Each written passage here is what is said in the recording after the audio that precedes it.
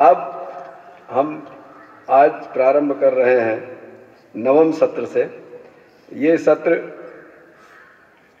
युवा गोष्ठी जो कल हुई है, जिसमें आज के समय में देश में युवाओं का महत्व केवल देश की राजनीतिक सत्ता ही नहीं, समाज ही नहीं, वरन पूरा विश्व स्वीकार कर रहा है। और भारतवर्ष में युवाओं की अधिकता है, युवाओं की उपलब्धता है, लेकिन उसके साथ ही ढेर सारी समस्याओं से भी समाज और विशेषतः युवा समाज ढूंढता रहता है। इस सत्र के लिए संयोजन हेतु मैं निविता दीदी को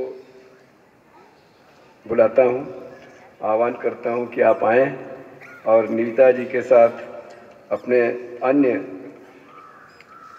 सहयोगी जो प्रस्तुत करेंगे कल शाम की हुई बैठक के बारे में, उसमें जो मुद्दे हुए उनकी चर्चा के बारे में शेफाली जी, अभ्युदय, अनु, शालिनी और मृदु।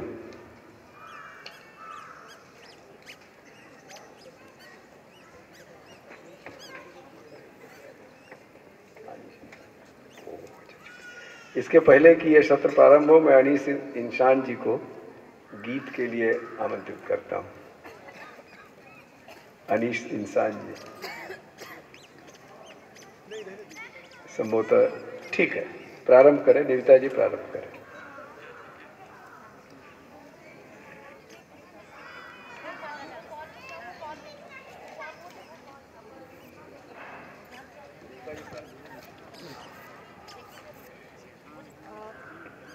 नमस्ते सभी को।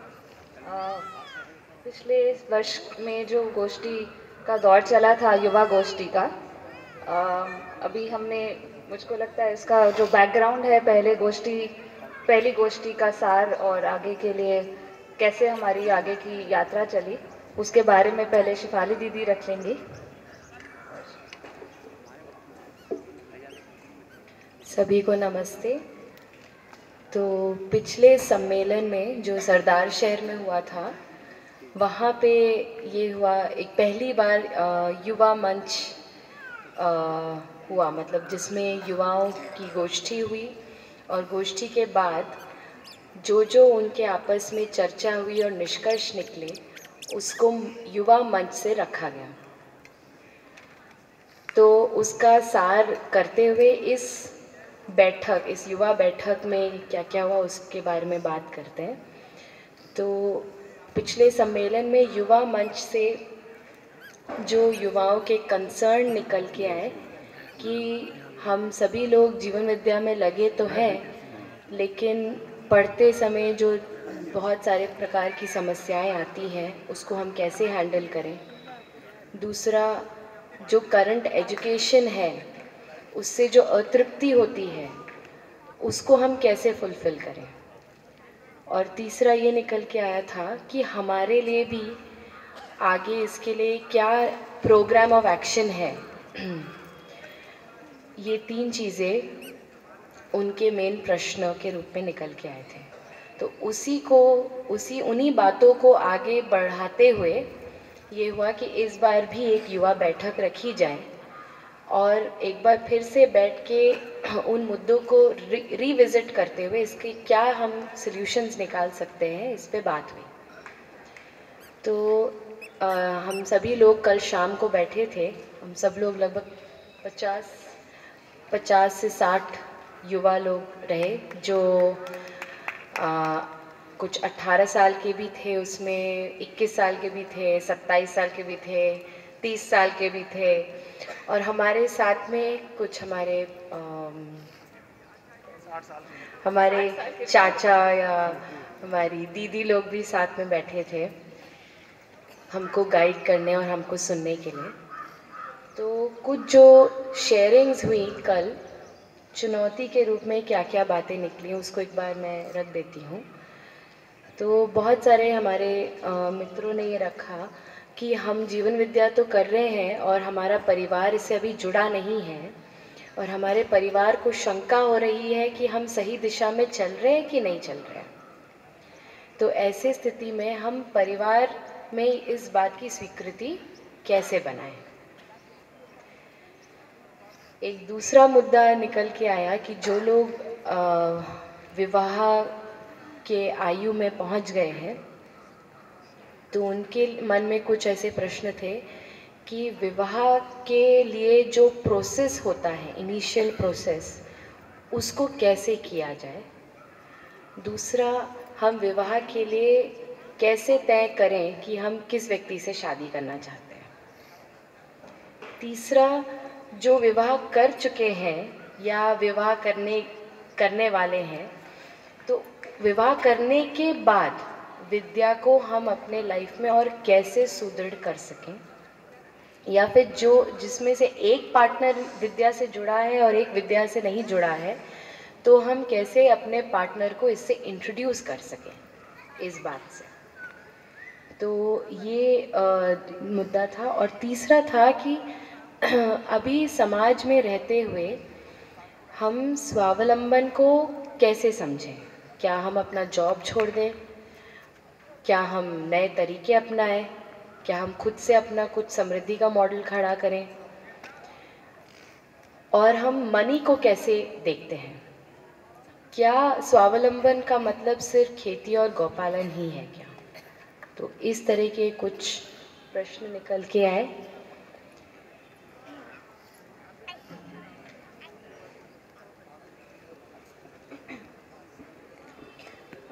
हमारे बीच हमने मार्गदर्शक के रूप में जो स्पेशल इनवाइटीज़ जो सोचे थे, तब सोम भैया और साधन भैया को साथ में हमने आमंत्रित किया था बैठने के लिए। और हमारी बैठक में पहले तो सब युवाओं से सुनकर ये जो बातें निकल के आई, उसके आधार पर सोम भैया ने कुछ बातें रखी थी।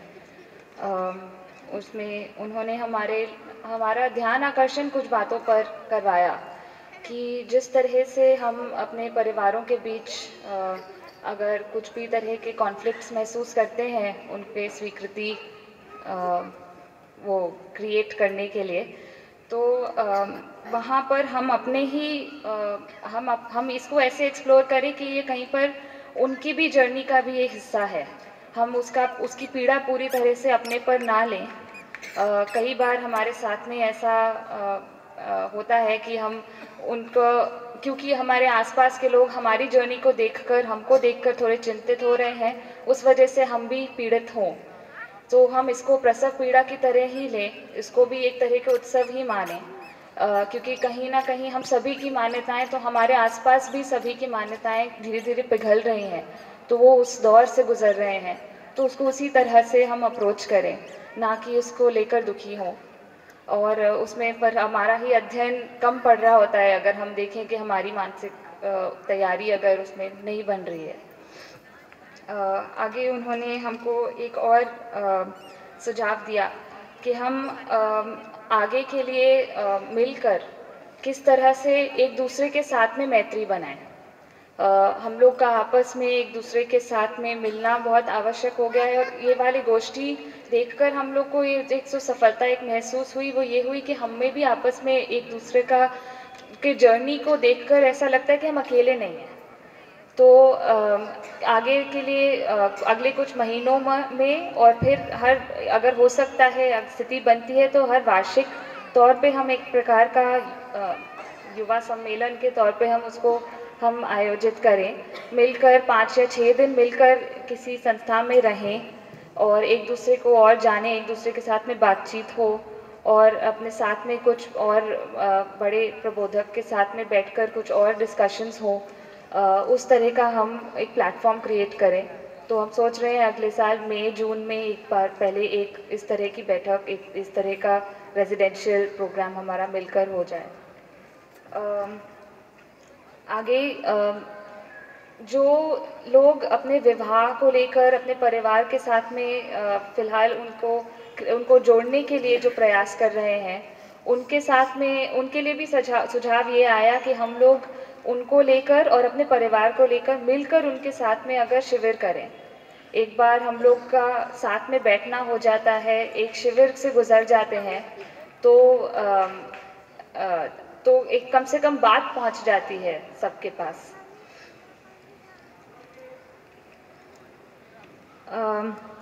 हम आगे वाली जो पीढ़ी है, हम लोग को, मुझको लगता है हमारे लिए ये बहुत अच्छा अवसर भी है, बहुत सौभाग्यशाली हम महसूस करते हैं कि हमारा अब आपसे हमसे पहले वाली पीढ़ी ने हमारे लिए अध्ययन का वातावरण क्रिएट करने में और केंद्र जो क्रिएट करे हैं वो वाली स्थिति पर ले आए हैं, और आगे अब परंपरा क्रिएट करने के लिए और एक जीने के स्वरूप पे काम करने के लिए हमारी एक जिम्मेदारी एक बनती है।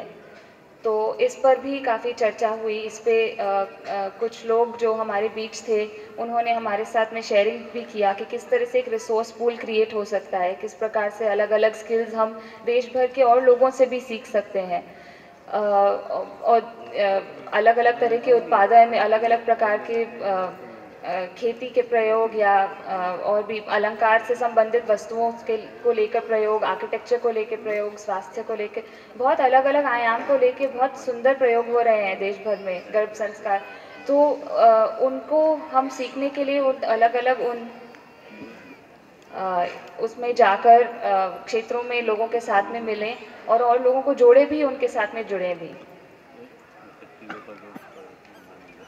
और हम जो भी निर्णय लें, एक बात पे भैया ने हमारा विशेष ध्यान दिलाया कि हम जो भी निर्णय लें, हम इस बात पे हम उसका जो फल है उसकी जिम्मेदारी भी हम ही लें। ये वाली बात हमारे पे बहुत विशेषकर हमको ध्यान दिलाया गया। और आगे एक वेबसाइट के लिए एक प्रपोजल आया है, वेबसाइट या ब्लॉग, जिसमें कि सभी युवा मिलकर पहले तो हम जो 2-3 लोग जिन्होंने ये गोष्ठी कोऑर्डिनेट करी, पहले हम ही इसको तैयार कर लें इस ब्लॉग को, और फिर आगे जैसे जैसे लोग जुड़ते जाते हैं वो सभी अपने शेयरिंग, अपने प्रयोग, क्या आप कहाँ पर क्या किस प्रकार के प्रयोग कर रहे हैं, किस प्रकार की चुनौतियों से गुजर रहे हैं, किस प्रकार की उपलब्धियाँ हैं, वो सब शेयरिंग के लिए एक प्लेटफॉर्म हो जाए, ब्लॉग पे आपस में इंटरेक्शन हो जाए। व्हाट्सएप ग्रुप थोड़ा सा लिमिटिंग हो जाता है, उसमें बातचीत इतना ठीक से हो नहीं पाती, लेकिन ब्लॉग के माध्यम से या वेबसाइट के माध्यम से ये बातें और स्पष्टता से और गहराई से की जा सकती हैं। तो इस अर्थ में हम उसको भी तैयार करने के लिए सोच रहे हैं। और विवाह को लेकर भी बहुत लोगों का मन में ये से है कि किसी विद्या से जुड़े हुए व्यक्ति से करें या किसी बाहर माने जो विद्या से नहीं जुड़े हुए हैं ऐसे व्यक्ति से करें। तो ऐसे में बहुत लोगों का मन है कि कुछ इस तरह के प्लेटफॉर्म हो जहाँ पर या तो हमारे ही बड़े, क्योंकि विद्या की खूबसूरती ये है कि हम अपने बड़ों के साथ में भी बहुत अच्छे से कनेक्टेड हैं और सब हमें भी पहचानते हैं, हम भी बड़ों को पहचानते हैं। तो कुछ बड़े लोग ही इस बात की जिम्मेदारी ले लें कि एज कनेक्टर्स हम लोग को दूसरों से जोड़े, रादर दैन कि हम कोई मैट्रिमोनियल, मतलब हम ऐसा सोच सकते हैं, हम कोई मैट्रिमोनियल साइट के भी कुछ प्रस्ताव आए कि मैट्रिमोनियल साइट बन जाए जिसमें कि लोग एक दूसरे से वहाँ पर भी कुछ प्रोफाइल्स हो सके, वो सब बातचीत हम आगे भी कर सकते हैं डिस्कशंस में।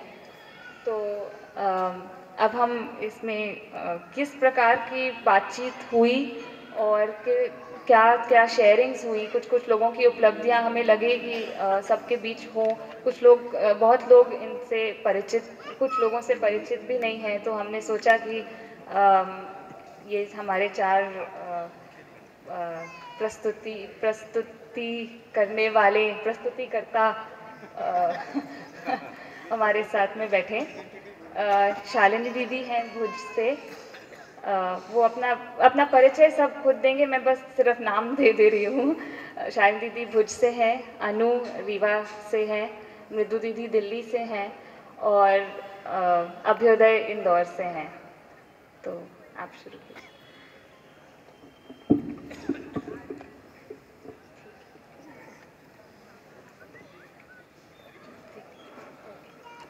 श्रद्धेय बाबा जी को नमन करते हुए आप सभी को प्रणाम। जैसा निविता दीदी ने बता दिया, मैं भुज से हूँ। मैं एक्चुअली ओरिजिनली कानपुर से हूँ, पर अभी हम भुज में रहते हैं, मैं और मेरे हस्बैंड जनक भाई। गुजरात में सभी अपने हस्बैंड को भाई लगा के बोलते हैं। वो गुजराती हैं बेसिकली। मैं जैसे इनके बहुत सारे प्रश्न हैं, मैं उस फेज से गुजर चुकी हूँ और मुझे पर्सनली कुछ चुनौती जैसा नहीं लगा, सब अवसर जैसे ही लगे। तो ऐसा क्यों हुआ, अब मैंने इनके ये कल जो गोष्ठी हुई इसमें थोड़ा सा सोचा इसके बारे में, तो वो मैं थोड़ा आपके साथ शेयर करना चाहूँगी। तो पहले थोड़ा सा बैकग्राउंड देख लेते हैं। कुछ बातें मेरे जीवन पे असर करी, जैसे कि एक पहली बात, जब मैं छोटी थी 6 साल की लगभग रही होंगी, तब बहुत सारे प्रश्न उमड़ते थे मन में, और प्रश्न बड़े छोटे छोटे हुआ करते थे। जैसे कि जब मेरी मम्मी तैयार होती तो मैं उनसे पूछती, मम्मी आप बिंदी क्यों लगाती हैं, पैर में आप आलता क्यों लगाती हैं, ये क्यों पहनती हैं, वो क्यों ओढ़ती हैं। ऐसे ऐसे प्रश्न, छोटे छोटे प्रश्न बड़े साधारण से ही होते थे। तो कभी कभी वो उत्तर देती, कभी कभी उत्तर नहीं भी दे पाती। कुछ समय के बाद, बहुत थोड़े समय में, उन्होंने एक मुझे उत्तर कहा। उन्होंने ऐसा कहा कि बेटा बहुत सारे प्रश्न ये एक्चुअली हमें कभी प्रश्न बने नहीं है ना, और हमने अपने पेरेंट्स से कभी पूछा नहीं। तो अब एक तुम काम करो कि तुम ये जो सारे तुम्हारे प्रश्न हैं ये मेरे भी प्रश्न हैं आपसे, और अब तुम इनका उत्तर खोजो, और जैसे जैसे मिलते जाए उत्तर वैसे वैसे मुझे बताते जाना। तो मुझे लगा ये तो बड़ा जिम्मेदारी का काम है। तो अब उत्तर खोजने का कार्यक्रम शुरू हुआ। तो एक ये बात मुझे बहुत, वहाँ से शायद कुछ प्रेरणा रही होगी, तो ये बना कुछ। और दूसरी बात, मेरे पिताजी उन्होंने वो जब मुझे सुलाते तो कुछ कहानियाँ तो नहीं, कुछ गीत गुनगुनाया करते थे, और वो नारियों के बारे में ऐसा कुछ प्रेरणाप्रद होता था कि छोड़ दे नारियां ये गलत रूढ़ियाँ, तोड़ दे अंधविश्वास की बेड़ियाँ, नारियां दुष्प्रथाएं मिटाएं अगर युग स्वयं ही बदलता चला जाएगा। ऐसा कुछ वो गुनगुनाया करते थे। और मैं उनको पूछती थी ये दुष्प्रथाएं क्या हैं, तो किसको मिटाना है, इस प्रकार के प्रश्न बनते थे। तो वो ऐसा कहते थे, बेटा मिटाना कुछ नहीं है, सही को पहचानना है और उसकी परंपरा अपने आप बन जाएगी। तो एक ये बात थी जो दूसरी मन में आ गई कि हाँ। और एक और बात वो बोले कि बेटा जो औरतें होती हैं ना, उनके पास बड़ी पावर होती है, उनको भगवान ने कुछ एक्स्ट्रा दे के भेजा है। तो मैं पूछती क्या एक्स्ट्रा दे के भेजा है, तो बोलते कि वो दोनों चीज़ों में सक्षम हो सकती है, एक तर्क और दूसरा व्यवहार। तो ये दोनों टूल्स हैं जिससे हम बढ़िया से जी सकते हैं। तो तर्क को भी सीखना है, यही शिक्षा है, और व्यवहार को जीना है, ये तुम आराम से घर पे सीख सकते हो। तो ये दोनों बातें, ये कुछ बातें थी जिनसे मेरा जीवन थोड़ा मुझे लगा कि एक दिशा मिल गई, कि खोज चलने लगी। तो मम्मी और पापा के प्रति बहुत कृतज्ञता है कि उन्होंने सही दिशा दी, कुछ छुपाया नहीं, जो जैसा था वो बता दिया।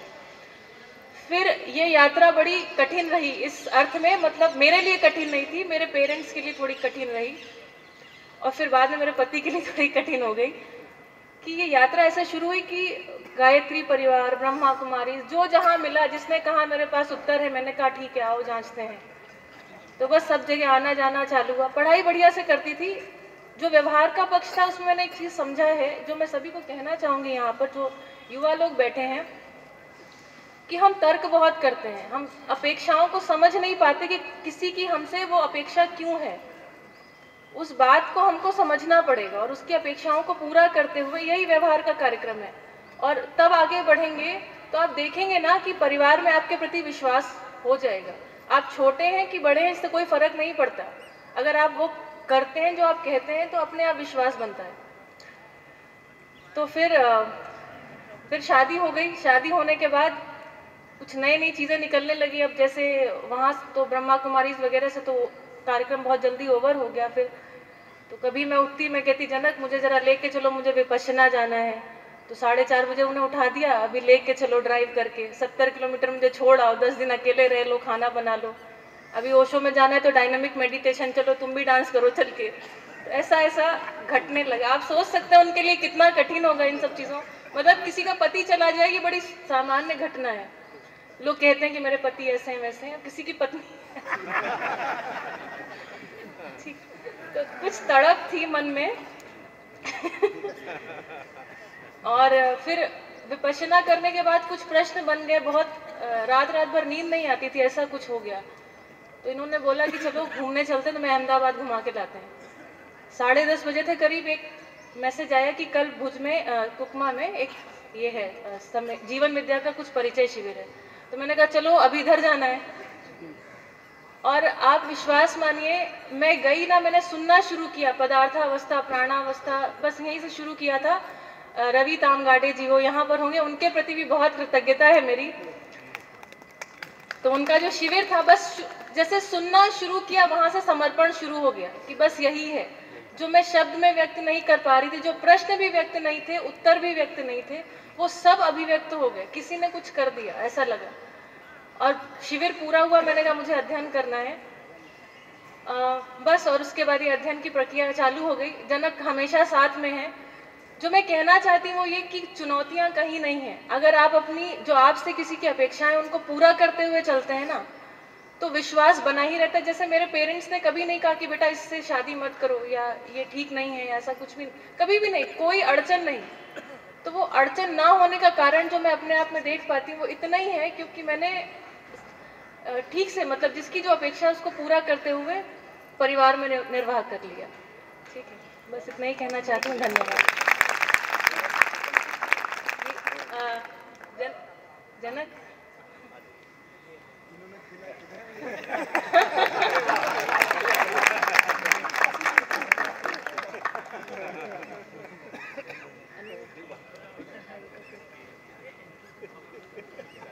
तो अभी मृदु जी आपको बताएंगे।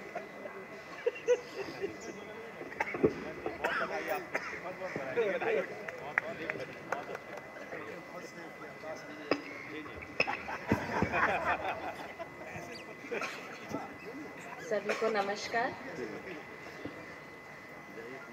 मेरा नाम मृदु है और पिछले कई वर्षों से इस दर्शन को समझने में लगी हूँ। मेरे से बड़ा दिक्कत है बोलने।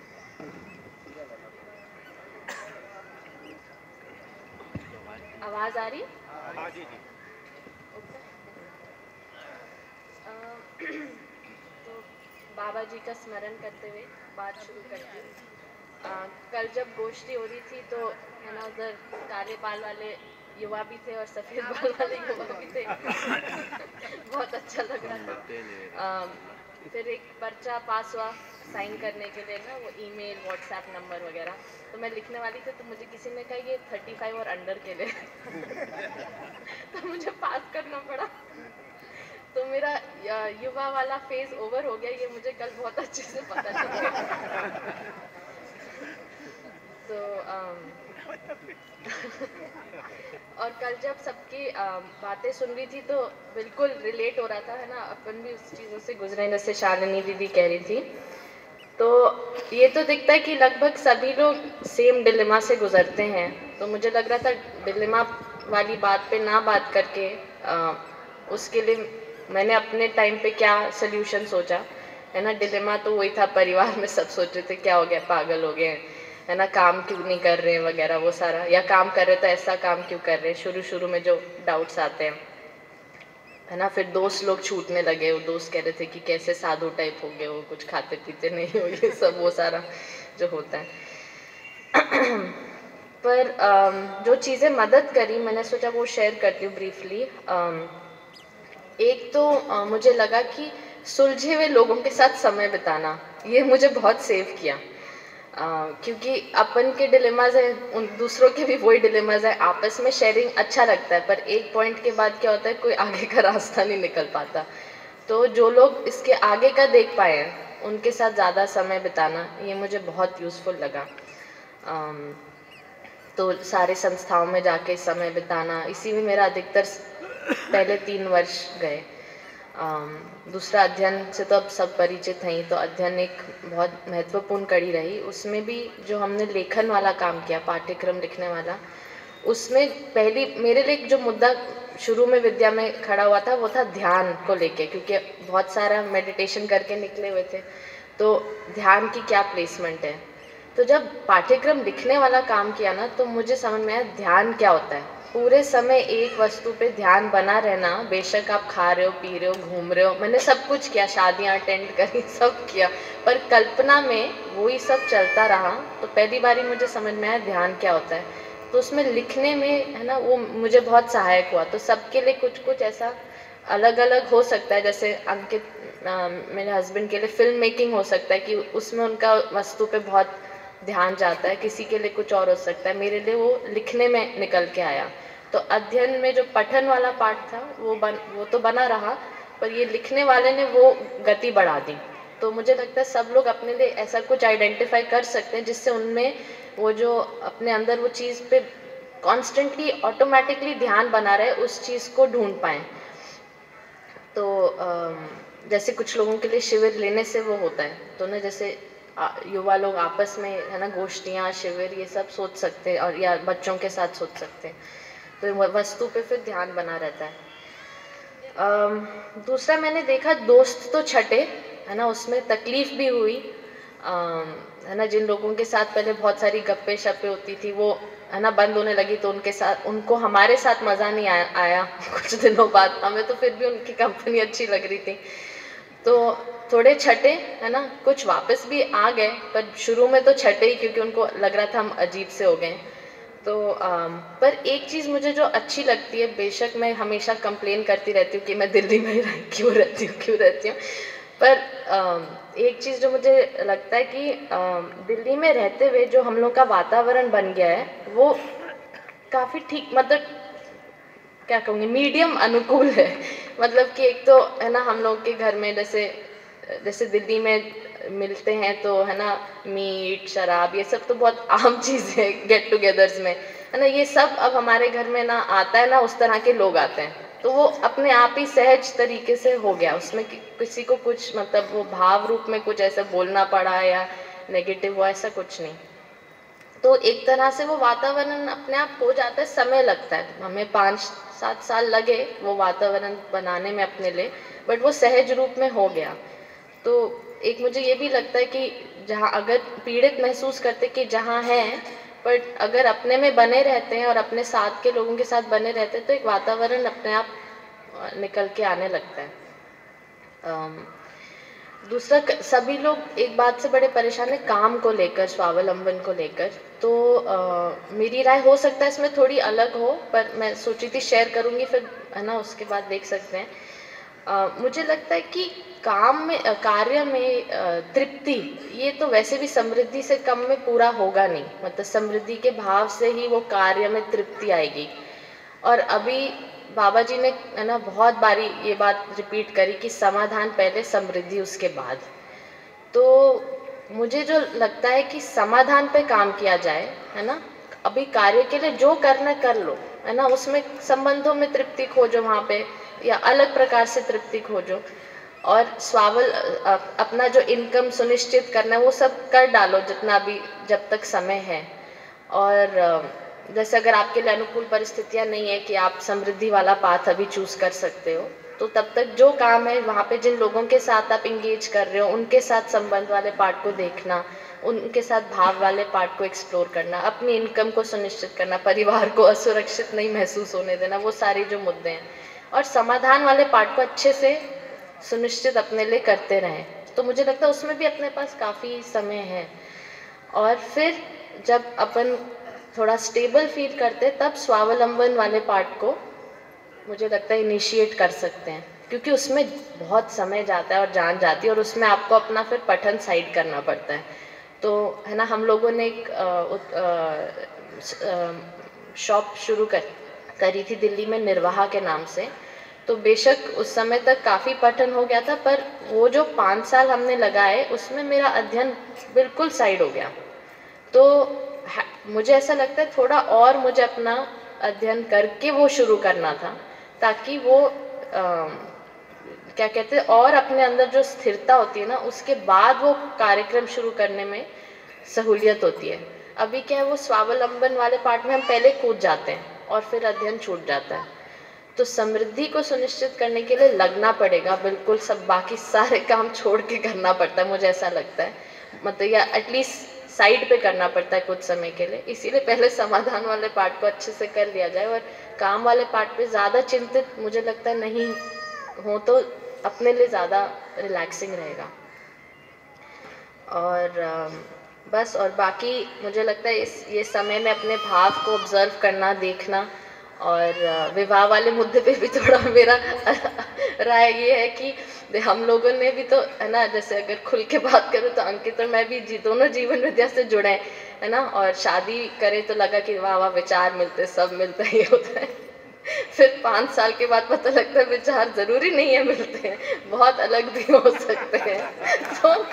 तो केवल एक दर्शन से जुड़ने से ये सुनिश्चित नहीं होता कि आप लोग हर बात पे हर राय समान होगी। तो मुझे लगता है व्यक्ति को, मानव को समान अगर जितना हम लोग इस दर्शन में चिल्ला चिल्ला के बोलते हैं, तो उसी रूप में देखा जाए तो जब हम किसी पार्टनर को भी चुनते हैं तो मुझे लगता है दर्शन इतना इम्पोर्टेंट नहीं है, बट हाँ कुछ चीज़ें ज़रूरी हैं कि आपके लिए एक अनुकूल वातावरण उपलब्ध हो। जैसे खासकर महिलाओं के लिए शायद अगर वो ऐसी जगह विवाह हो जाता है जहाँ घूमना फिरना बंद हो जाए तो अध्ययन कैन बी अ प्रॉब्लम।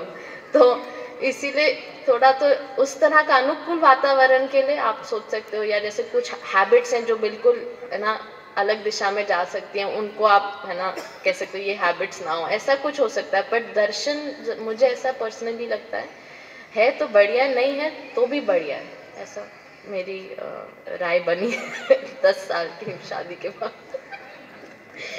बस बाकी बहुत ही उत्साहजनक रहा कि इतने सारे युवा लोग जुड़ गए, और ये उत्साह का बात नहीं रहा कि मैं उस पीढ़ी से गुजर चुकी हूँ और मेरा प्रौढ़ अवस्था में अब एंट्रेंस हो गया। धन्यवाद।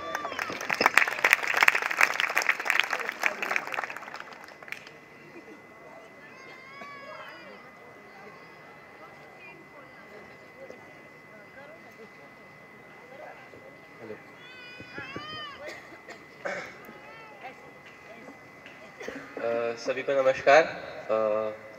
बाबा जी के प्रति कृतज्ञता और मेरे माता पिता के प्रति कृतज्ञता। तो कल की गोष्ठी युवा गोष्ठी थी, और हाँ सॉरी, मेरा नाम अभ्युदय है, मैं इंदौर से हूँ। मेरी उम्र 16 साल है। तो कल की युवा गोष्ठी में मुझे बोला गया कि आपको बैठना चाहिए, तो मैं बैठा, और वहाँ पे मुझे पता चला कि आगे तक ये समस्या भी आ सकती है। तो उसका पहले से सॉल्यूशन मिल गया, उसके ऊपर डिस्कशन हो रहा था, अच्छा है। तो मैंने ये एक प्रॉब्लम में मैं ये देख पाया कि काफ़ी सारे लोगों को ये प्रॉब्लम हो रही है कि हमारे घर में जीवन विद्या के प्रति स्वीकृति नहीं बन पा रही है, सहमति नहीं बन पा रही है, हमको वो एनवायरनमेंट नहीं मिल पा रहा है। तो मुझे एक चीज़ रियलाइज़ हुई कि मैं कितना लकी हूँ, क्योंकि मेरे मम्मी पापा दोनों जीवन विद्या से जुड़े हुए हैं, मेरा पूरा परिवार सिर्फ जीवन विद्या के काम करता है, जीवन विद्या से जुड़ा हुआ है। तो मुझे एक मतलब सबसे अच्छा एनवायरनमेंट जो है अभी पॉसिबल वो मुझे मिल पाया। तो उसके लिए मैं कृतज्ञ हूँ, कृतज्ञता मैं व्यापित करता हूँ। तो इससे मैं आपको एक अपनी जर्नी के बारे में बताना चाहता हूँ कि जीवन विद्या से जुड़ने से पहले मेरा क्या रूटीन था, मैं कैसे रहता था, और उसके बाद फिर क्या हुआ और आगे मैं कैसे देखता हूँ। तो जीवन विद्या से जुड़ने से पहले मम्मी पापा को मेरे जन्म से पहले ही जीवन विद्या से परिचित थे, लेकिन इतना डेडिकेशन के साथ वो जुड़े नहीं थे। तो और हमारे पास घर में काफ़ी सुविधाएं थी और मुझे काफ़ी लाड प्यार से रखा जाता था और काफ़ी पैम्पर करा हुआ था, तो मैं बहुत बिगड़ गया था। जैसे मतलब आप मेरे को टॉलरेट नहीं कर सकते थे इतना। तो मतलब मेरा डेली रूटीन था, सुबह लेट उठे और वो भी स्कूल की वैन आई तो उठ गए, उसके बाद स्कूल गए, फिर आके घर पे वीडियो गेम्स सब जितना सोच सकता है उतना बेकार एक बच्चा जो काम कर सकता है वो मैं करता था। मैं अभी सोचता हूँ कि मैं पहले क्या करता था और मैं अभी भी शौक में हूँ कि मैं कैसे कैसे रहता था, क्या करता था, मैं अभी भी बता नहीं सकता। उसके बाद फिर मम्मी पापा का जो डेडिकेशन है, जो वो जुड़े जीवन विद्या से मतलब, और उनका जो डेडिकेशन है वो बढ़ा, तो उसमें वो लोग उन्होंने अपनी पूरी लाइफ जीवन विद्या को दे दी। उसके बाद फिर मुझे तो पसंद नहीं आया, क्योंकि अब जीवन विद्या में एकदम सीधे सीधे रहना पड़ता था, मेरे को पता भी नहीं था क्या होता है जीवन विद्या। मेरे को लगा कि बस अब सीधे सुधरे बच्चे जैसे बनना पड़ेगा, सारी सुविधाएं देनी पड़ेंगी और सारे जो भी एसी वीडियो गेम्स वो सब छोड़ना पड़ेगा। तो मैंने बिल्कुल सपोर्ट नहीं किया, और लेकिन फिर भी मम्मी पापा ने एकदम भरोसा रखा मुझ में, और मैंने पूरी तरीके से अपोज किया उसको, ये ऐसा क्यों कर रहे हो, ऐसा क्यों कर रहे हो, है ना। उसके बाद फिर पापा ने MCVK करके इंदौर में कैंपस खोला, तो मैंने पूरी तरीके से उसको अच्छे से अपोज किया। मैंने कि ये नहीं चलेगा। और पापा मेरे को अगर वहाँ पे लेके भी जाते तो मैं जाता नहीं था, क्योंकि मुझे पता था कि वहाँ पे जीवन विद्या की कोई बात होगी और मेरे को सारी सुविधा वहाँ पे कुछ मिलेगी नहीं। तो इतने बुरे हाल थे मेरे। उसके बाद फिर एक दिन डिसाइड हुआ कि मैं वहीं रहूँगा। 3 साल पहले ये डिसाइड हुआ कि अब वहीं पे रहना है, 3-4 साल पहले। तो मैंने इंटरनली अपोज किया, लेकिन सब मम्मी पापा बोल रहे थे, अब थोड़ा बड़े भी होने लग गए तो जाना पड़ गया। तो मैं चला गया वहाँ पे, और मैं अकेला, हम लोग पूरे घर में 7 भाई बहन रहते थे, तो अब मैं अकेला वहाँ पे जाके रहने लग गया। तो फिर मैं डिप्रेस्ड हो गया और मेरे को कोई सुविधा नहीं मिली, और फिर मैं सबसे लड़ाई भी करता था, अपने घर में बैठा रहता था कमरे में। और उसके बाद फिर बचपन से आदत थी बहुत सारे लोगों के साथ रहने की, लेकिन फिर भी मैं उसको लड़ता था किसी तरीके से कि अगर यहाँ पे मुझे अच्छा भी लग रहा है उस कैंपस में, क्योंकि कोई भी अच्छा वातावरण मिलता है तो उसमें अच्छा ही लगता है आदमी को, तो मैं अपने आप को रोक लेता था कि यहाँ पे खुश नहीं होना है, इंदौर में जाके खुश होना है। ठीक है, तो ऐसा था। उसके बाद फिर मैं अनुभव भाई जी और कार्तिक भाई जी को खास अपना कृतज्ञता देना चाहता हूँ, क्योंकि एक दिन क्या हुआ कि मैंने बोला चलो कुछ गेम्स खेलते हैं अपन लोग, तो उन्होंने बोला कि नहीं अभी हमको गौशाला जाना है। तो मैंने बोला गौशाला में ऐसा है क्या, रोज जाते हैं लोग? तो फिर मैं एक दिन चला गया गलती से, और वहाँ पे मैंने देखा कि यहाँ पे तो सब लोग एकदम सुख के साथ, एकदम मस्ती के साथ, एकदम हारमोनी में काम कर रहे हैं, एकदम खेल कूद से काम कर रहे हैं। तो मेरा मन लग गया वहाँ पे। उसकी वजह से मुझे एक अपॉर्चुनिटी मिली कि लोगों के साथ कैसे मैं अपनी फ्रेंडशिप, लोगों के साथ कैसे अपना व्यवहार और कैसे अपना इंटरेक्शन बढ़ा पाऊँ। तो उसमें गौशाला में बढ़ा। उसके बाद फिर मैंने धीरे धीरे अपने आप ही मैंने एक रोल मॉडल सेट कर दिया अपने रामेंद्र चाचा को। रामेंद्र चाचा जी हमारे यहाँ रहते हैं, तो उनको मैंने अपना रोल मॉडल बना दिया। उन्होंने, क्योंकि उनके पास बहुत सारे स्किल्स, मैंने सिर्फ स्किल के बेसिस पे बनाया था, तो मैंने वो बना लिया। अब क्या, फिर मेरा व्यवहार तो वैसे ही बिगड़ा, एकदम बेकार था। तो उन्होंने बोला कि आपको थोड़ा देखो, स्किल्स में आप कितना भी डेवलप हो जाओ, व्यवहार के बिना काम नहीं चलेगा, थोड़ा व्यवहार पे भी ध्यान देना पड़ेगा, ऐसे नहीं चलेगा। तो मैंने अच्छा तो थोड़ा करके जो व्यवहार है उनके साथ बैठ के, उनके साथ बात करके मेरा और अच्छा होता गया। उनको मैंने अपना श्रेष्ठ मान लिया अपने से, और मुझे ऐसे कुछ भी पता नहीं था कि श्रेष्ठ भी मानना पड़ता है, किसी को उनका अनुकरण करना पड़ता है, लेकिन ऑटोमेटिकली वो हो गया। तो लकी मतलब है ना। उसके बाद फिर लोगों से और दोस्ती बढ़ पाई उनका, और उसके बाद फिर मैंने और रोल मॉडल्स बनाए, अपने भाई जी बहन जी को और रोल मॉडल बनाया। और फिर उसके बाद थोड़ा अध्ययन भी धीरे धीरे इन्वायरमेंट में मिला मुझको। मैंने ऐसे कुछ किताब खोल के पढ़ाई बिल्कुल नहीं करी। जो पापा बात करते थे चलते फिरते सुन लिया कि ऐसा व्यवहार, प्रैक्टिकल आदमी हूँ मैं, क्योंकि तो जैसे ऐसा होता है तो ऐसा क्यों होता है, मतलब ऐसा होता, कोई भी सिचुएशन, कोई भी इंसिडेंट होता है तो ऐसे क्यों सोचते हैं, उसके पीछे क्या रीज़न है, तो मैं सोचते जाता था और फिर ऐसा सही भी निकलता था। तो मुझे एक एक्सेप्टेंस बन गई कि जीवन विद्या तो एकदम सही काम है। ऊपर से फिर उसी टाइम पे मेरे सारे भाई बहन जो भी साथ होते हैं वो यहाँ पे रहने भी आ गए, तो खुशी का तो कोई ठिकाना ही नहीं बचा। उसके बाद फिर तब तक मेरा व्यवहार भी और अच्छा हो गया था। तो पहले मैं इनटॉलरेबल था, अब वो एक्चुअली मेरे साथ रहना एंजॉय कर रहे थे। तो इतना खुशी वाला वो मोमेंट था मेरे लिए, अभी भी है, पूरा उत्साह से भरा हुआ वो 2 साल मेरे भीतर अभी। जब से मैंने गौशाला ज्वाइन करी है, जब से मेरा इंटरेक्शन बढ़ा है, तब से मेरा पूरा उत्साह के साथ चल रहा है काम। अभी हम लोग अध्ययन भी चले रहा है हमारा लगातार, बच्चे लोगों का अलग से विज्ञान ग्रुप का, और स्किल्स में डेवलपमेंट हो ही रहा है। उसके बाद स्किल्स की बात अगर करते हैं तो मैंने खासकर तो गौशाला और खेती का ही सोचा है अभी तो। उसके बाद फिर और स्किल्स भी हमको डेवलप करनी है और उसके लिए शोध और ऐसे वोकेशनल ट्रेनिंग्स के लिए हम लोग प्लान कर ही रहे हैं। तो ऐसा है। उसके बाद फिर हाँ, तो ऐसा था अभी तक तो मेरी कहानी। और उसके बाद डे टू डे डेवलपमेंट बढ़ती जा रही है, क्योंकि अनुसरण से। उसके बाद फिर अगर फ्यूचर की जब बात आती है तो फ्यूचर के बारे में सब तो अपने को पता हो नहीं सकता कि एग्जैक्टली होने क्या वाला है। तो इतना तो मैं निश्चिंत हूँ कि मेरा फ्यूचर जो है पूरा ब्राइट एंड सिक्योर है, इतना मेरे को संतुष्टि मिल चुकी है। और फिर मैं ये भी भरोसा अपने ऊपर रख पा रहा हूँ और अपने सारे परिवार वालों के ऊपर कि मुझे वो पूरा इन्वायरमेंट देंगे, पूरा सपोर्ट करेंगे, और मैं खुद ही काफ़ी सारी स्किल्स, काफ़ी सारे चीज़ें और सीख पाऊँगा। उसके बाद फिर व्यवहार में इम्प्रूवमेंट के अलावा कुछ नहीं होगा, और अपने खुद के जो रिलेशनशिप्स हैं उसमें भी सिर्फ इम्प्रूवमेंट ही होगा, और अपना जो दायरा है वो बढ़ते जाएगा MCA से पूरा इंडिया से पूरा वर्ल्ड। तो ऐसा मैं उम्मीद करता हूँ। तो मैं आपको इतना भरोसा तो मुझको हो गया कि जीवन विद्या एक रास्ता है।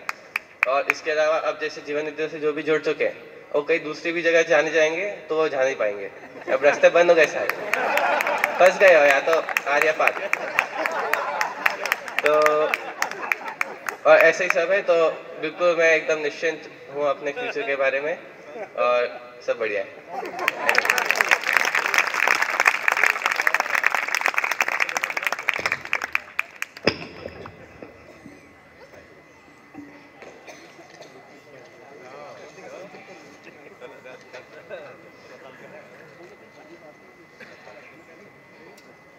परम आदरणीय बाबा जी को प्रणाम। आदरणीय गुरु जी के चरणों में मेरा प्रणाम। स्वामी सुरेंद्र रघुवंशी जी के प्रति बहुत कृतज्ञता अर्पित करती हूँ, जिन्होंने मेरी जागृति, मेरी उन्नति के लिए अपना तन मन धन लगाया है और मुझे जीने के लिए प्रेरणा स्रोत रहे। और उन सभी भाई बहनों को प्रणाम करती हूँ जो हर परिस्थिति में मेरा मार्गदर्शन करते रहे। मैं अपने माता पिता को प्रणाम करती हूँ, जिनके सहयोग से आज मैं जीने के रास्ते पे चल पा रही हूँ। और यहाँ उपस्थित सभी भाई बहनों को, सभी को मेरा प्रणाम। निविता दीदी को बहुत बहुत धन्यवाद कि उन्होंने मुझे ये अवसर दिया है यहाँ पे अपनी प्रस्तुति रखने के लिए। मैं जो मेरी ज़िंदगी की जो जर्नी है, मुझे क्या उपलब्धि हुई, मैं किस जर्नी से गुजर के आई और आगे भविष्य में मुझे क्या करना है, इन बिंदुओं पे अपनी प्रस्तुति रखना चाहती हूँ। मैं एक गांव से आई हुई एक लड़की हूँ, जहाँ की बहुत ही ऐसी परंपरा थी कि लड़कियों को बहुत ही छोटा माना जाता था। मतलब उनके होने का कोई मतलब ही नहीं, ऐसा माना जाता था। बहुत ही अत्याचार, बहुत शोषण होता था। कई सारी लड़कियां तो हमारे जैसी अपनी ज़िंदगी छोड़ के चली गई, जो परिस्थितियों का मुकाबला नहीं कर पाई। बहुओं को दहेज के लिए जला दिया जाता था।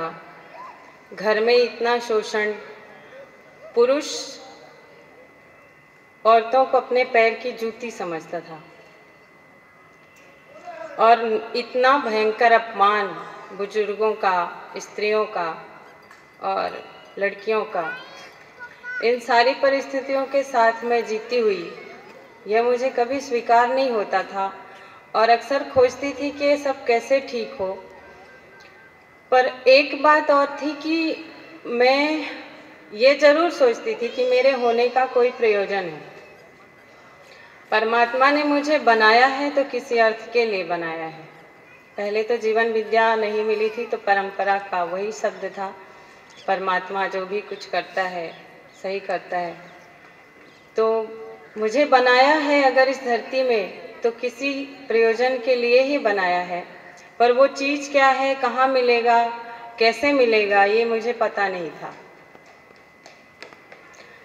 मेरे घर की स्थिति ऐसी थी कि 2 वक्त की रोटी भी कभी नसीब होती थी, कभी नहीं होती थी।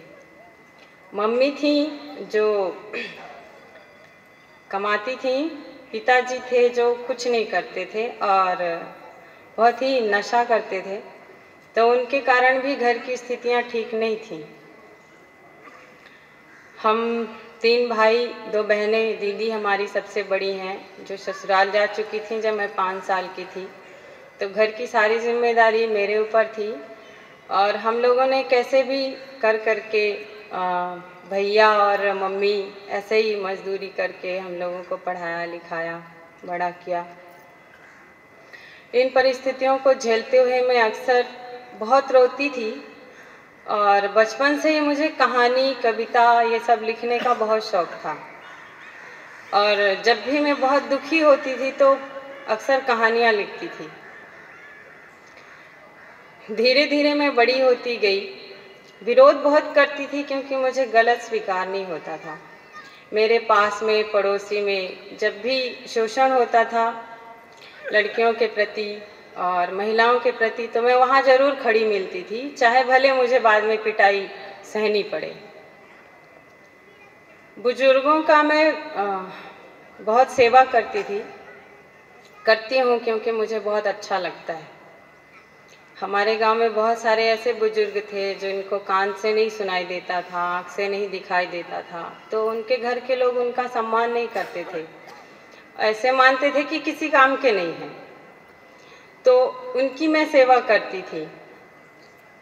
जैसे उनके नाखून बढ़ गए, बाल बढ़ गए, ये सारे काम मैं करती थी। उनको अपने घर पे ले आके उनकी सेवा करती थी। अपनी दादी की सेवा मैंने बहुत किया और अपनी नानी का भी बहुत किया। अंतिम समय तक जब वो बिस्तर में पड़ी थी तब मैंने नानी की सेवा किया और दादी की भी बहुत सेवा किया। ऐसे कर कर के अक्सर मेरे हजारों प्रश्न थे कि ये सब क्यों होता है, लोग ऐसा क्यों करते हैं, कैसे ठीक होगा ये, मैं क्या करूं कि ये सब कुछ ठीक हो जाए। तो 2006 में गुरुजी हमारे गांव गए थे, एक भागवत की कथा थी, तो उस भागवत कथा में मैं भी एक दिन के लिए आ गई। गुरुजी की बात सुनने के बाद लगा कि मेरे होने का प्रयोजन तो है, और क्या हुआ, मैं लड़की हूँ, मैं भी बहुत कुछ कर सकती हूँ और इस माहौल को ठीक कर सकती हूँ। तो मेरे मन में आया कि मैं ऐसे ही प्रवक्ता बनूंगी, ज्ञान बांटूंगी, तो लोगों को थोड़ी ज्ञान होगा, तो ये सब ठीक हो जाएंगे, ऐसा नहीं करेंगे। मैंने मम्मी से बात किया, पापा से भी कहा कि मुझे अब यहाँ नहीं रहना है, मुझे गुरुजी के पास जाना है, मैं भी ऐसे ज्ञानी बनूंगी, आप सबका नाम रोशन करूंगी, आप सब लोग ठीक हो जाओ, इसके लिए प्रयास करूंगी। तो वहाँ सब लोगों ने मना कर दिया कि नहीं, तुम कहीं नहीं जाओगी और समाज क्या कहेगा, एक लड़की जब घर से बाहर जाती है तो लोग तरह तरह की बात करते हैं। मैंने कहा मुझे उसकी परवाह नहीं है, बस मैं यहाँ नहीं रहना चाहती क्योंकि मुझे यहाँ घुटन होती है। पापा से तो कोई मतलब नहीं था, तो वो जो भी करो ठीक है सब।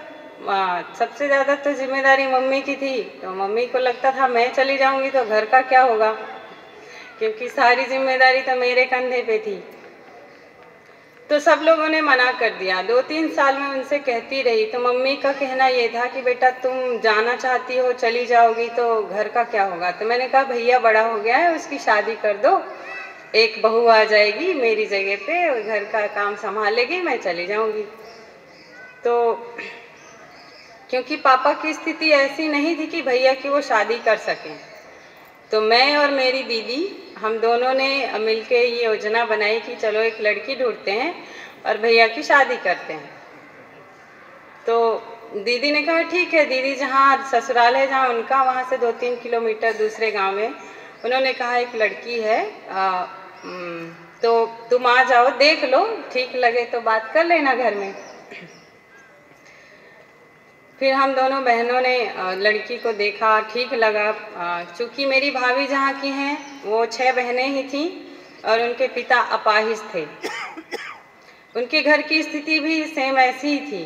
तो मुझे बहुत अच्छा लगा, मुझे लगा कि एक वही लड़की है जो मेरे घर की स्थितियों को समझ के और घर की व्यवस्था में अपनी भागीदारी दे सकती है, क्योंकि बाहर जो इससे विपरीत वातावरण वाला आएगा तो इस घर की स्थिति को क्या पता हो सके न समझे। इस आधार पर मैंने घर में बात किया, तो पहले तो सब लोगों ने मना कर दिया, नहीं मुझे ऐसी लड़की से शादी नहीं करनी है। तो मैंने एक प्रस्ताव रखा कि आपको घर की बहू चाहिए जो जिम्मेदार हो या और कोई चाहिए। पापा से कोई मतलब नहीं था, भैया पहले मना किया, फिर मैं बहुत मनाया उनको, तो इस तरह से मान गए और शादी हो गई। भाभी घर पे आ गई तो मैं 2 महीने बाद घर छोड़ के गुरुजी के आश्रम में आ गई। सबसे कहती रही, किसी ने मेरा नहीं सुना, तो मैंने अपना झोला उठाया और चल दिया और चली आई गुरुजी के आश्रम में। आश्रम में आने के बाद गुरुजी ने भी कहा कि तुम यहाँ क्यों आई हो, चली जाओ यहाँ से। तो मैंने कहा कि मैं तो नहीं जा सकती क्योंकि मुझे कुछ करना है। तो चूँकि वो एक सन्यासी थे और जीवन भर उन्होंने समाज में काम किया था, तो अभी समाज की जो स्थिति है एक लड़की को एक सन्यासी के पास रुकना ये कितनी बड़ी बात होगी, लेकिन फिर भी मैं बहुत बहुत कृतज्ञता अर्पित करती हूँ अपने गुरुजी के प्रति कि उन्होंने इनकी परवाह न करते हुए भी हमें इस जागृति और उन्नति के पथ में पूरा सहयोग दिया और मुझे इस काबिल बनाया कि मैं आज आप सबके बीच में उपस्थित हूँ। तो 2009 में मैं गुरुजी के पास आई और 2008 में उन्होंने जीवन विद्या का शिविर कर चुके थे। तो आते ही मुझे विद्या की रोशनी मिल गई, तो मेरा रास्ता चेंज हो गया। मैं ज्ञानी बनना चाहती थी, प्रवक्ता बनना चाहती थी, तो रास्ता ये मिल गया जीने वाला। इसलिए मैं बहुत लकी हूँ कि सही टाइम पे सही रास्ता मिल गया।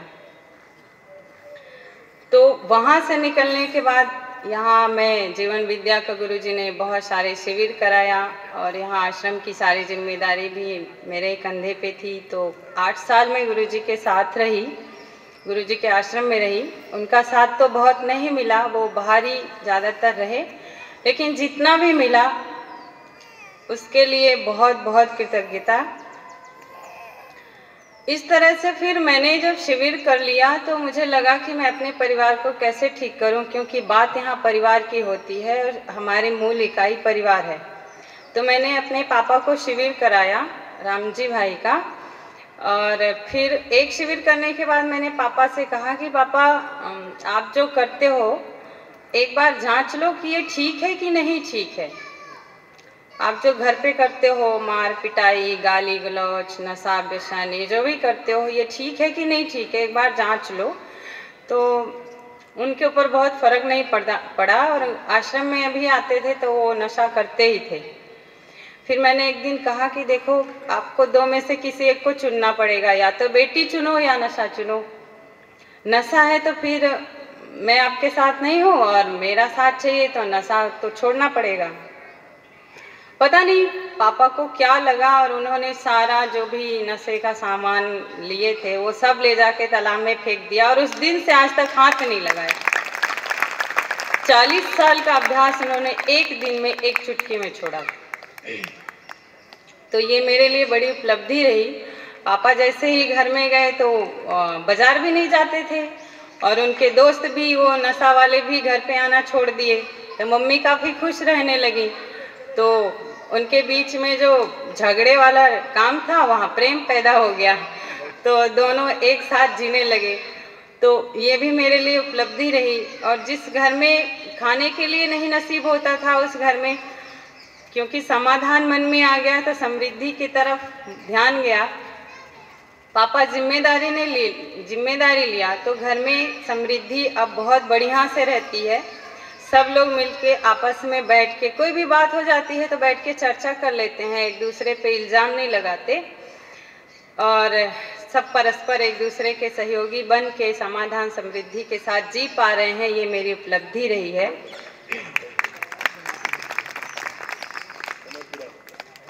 जी, और बस 2 मिनट। हाँ, भविष्य में मुझे 3 आयाम पे काम करना है। पहला उत्पादन, दूसरा शिक्षा में मुझे काम करना है समाधान समृद्धि के लिए, और स्वास्थ्य के लिए मैं अभी प्रयासरत हूँ, सीख रही हूँ और अध्ययन भी मेरा चल रहा है, स्वास्थ्य का भी चल रहा है। तो आगे चल के मैं इन 3 आयामों पे काम करना चाहती हूँ। धन्यवाद।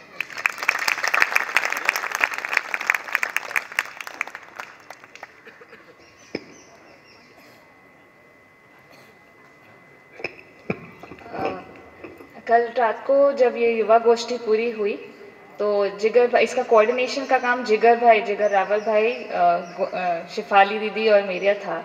तो इसके बाद में जब हमने डिस्कशन किया तो इसी आधार पे हमें लगा कि ये 4 हमारे प्रस्तुतिकर्ता हों, जिनके शेयरिंग से हमको इस बात पे हमारा ध्यान जाए कि संस्कार, अध्ययन और वातावरण की अपनी अपनी क्या भूमिका है हमारे जागृति के लिए, और इन सभी के एक बहुत इम्पॉर्टेंट अलग अलग तरह से हमने रोल देखे इस में।